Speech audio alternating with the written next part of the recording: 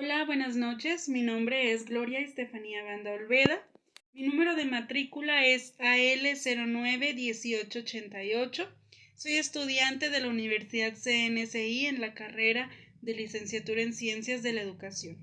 Voy a retomar la reflexión del elefante atado y voy a contestar algunas preguntas. Principalmente esta reflexión no nos habla mucho de características, así que voy a hablar conforme a mi imaginación fue fluyendo en el momento en el que la leí. ¿Dónde ocurre la historia? Pues la historia principalmente ocurre en un circo. ¿Cuándo ocurre la historia? Imagino que esta historia ocurre en los años de 1920, cuando los circos tenían más facilidad de trabajar con animales exóticos como elefantes, leones, osos, serpientes, etc. Imagino que fue en esta época porque me imagino a estos tres personajes con una vestimenta muy parecida a la que se usaba en aquella época, en aquel entonces, eh, donde se usaban las boinas, los chalecos, las corbatas muy llamativas, etc. Al niño me lo imagino como con un shortcito, una camisa blanca y un chaleco, unos zapatos negros muy lustrados. Era un niño de no más de 11 años, un niño muy extrovertido, le gustaba salir al campo, ver la naturaleza, jugar, aprender cosas nuevas. Siempre era un niño muy atento y muy observador, más que nada. La persona que lo acompañaba en ese momento podría ser su padre, un hombre de algunos 40 años aproximadamente.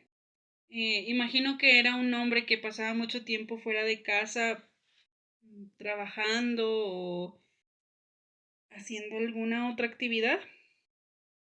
Imagino que su vestimenta era muy formal, un hombre con alguna boina, con pantalones muy bien planchados y zapatos muy bien lustrados también. Un hombre muy listo, muy pulcro y muy decente más que nada.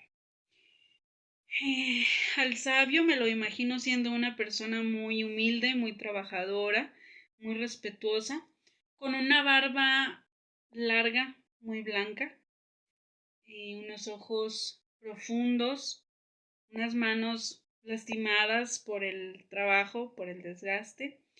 Imagino que podría ser alfarero, zapatero, alguna persona que ya había pasado por ciertas situaciones en su vida que lo hizo convertirse en un sabio.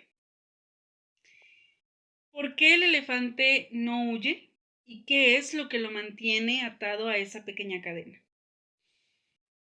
Como bien ya sabemos, el elefante cuando fue pequeño intentó una y mil veces liberarse de esa estaca, liberarse de esa cadena, pero no pudo.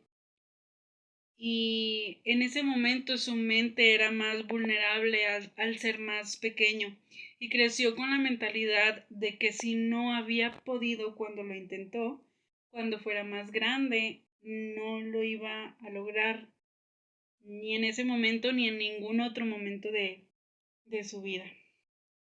Lo que lo mantiene atado a esa cadena es más que nada el miedo y sentirse incapaz de poder lograr su objetivo. Lo que yo sentí cuando supe los motivos del elefante me llevó a varios acontecimientos de mi vida donde yo también me sentía atada, me sentía encadenada y no hacía cosas que quería por miedo. Me identifiqué con la historia porque las cosas nos afectan mucho de ciertas maneras y nosotros somos las únicas personas que podemos decidir si seguir avanzando, si romper el miedo, si romper nuestras barreras o quedarnos en el mismo lugar en el que estamos. Gracias.